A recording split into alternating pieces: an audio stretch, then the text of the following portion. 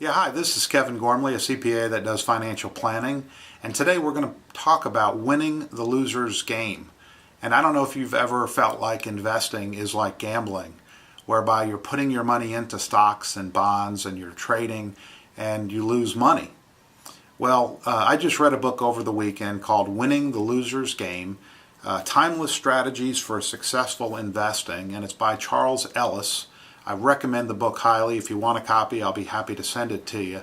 But Mr. Ellis really talks about how investing used to be a winner's game, and that is that if you studied and you picked out the companies and you really worked real hard, well, you could win at investing. And in 1960, 10% of all the money invested was invested by institutions, that is money managers and people that really understood investing, and 90% was retail money and other money. Today, that's changed. In the 2014 time period, almost 90% of the money is invested by institutions, pension funds, 401ks, and only 10% is retail. So if you're trying to buy and sell either individual stocks or mutual funds, you are investing against the pros that spend all their time looking for inaccuracies in the price of stocks and mutual funds. And that's the reason why you're probably going to lose this game. And what Mr. Ellis says to do is to, why not win at this game? And the way to win is to select index funds. And the reason why index funds are so good is that if you think about the dream team that you could choose, if you could choose a dream team in investing, you would probably pick people like Warren Buffett, Charlie Munger, Peter Lynch, and others. If you picked all these people and had them all on your dream team, they make up the market.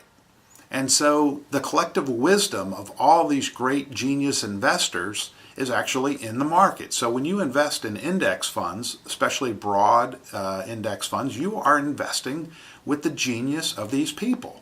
When you try to pick mutual fund managers, one manager, they're going up against the other 90% of the people, and it's very, very hard, if not impossible, for them to beat the market. And after fees, they're surely going to underperform the market. So in essence, what I would say to you is be well above average with investing in index funds. They cost less. You get to pay less taxes. You get to keep more of your investment money. And 75 to 85% of the mutual funds that you will invest in will underperform these indexes. I don't know about you, but 85% is well above average. It's really fantastic. So put your money in index funds and then stay invested. That's the second part that Mr. Ellis says is the way to win the loser's game is to not sell when the market is down, not buy when the market is high, not get excited about different sectors of the stock market. Like right now, pour into things that have been doing well. Just keep invested, slow and steady, not exciting, and you too can win the loser's game. Thanks for watching. To solidify what Kevin just said, here's a chart that shows the percentage of active public equity funds that were outperformed by their benchmark, which of course is the market. When I think what is average out of 100%, I usually think 50%. A lot of times people associate investing in index funds with getting average performance. This chart shows that by choosing these quote-unquote average index funds, you will be outperforming active public equity funds or stock pickers over 70% of the time in almost all major equity fund categories. This shows to me that by choosing index funds, you are winning the loser's game.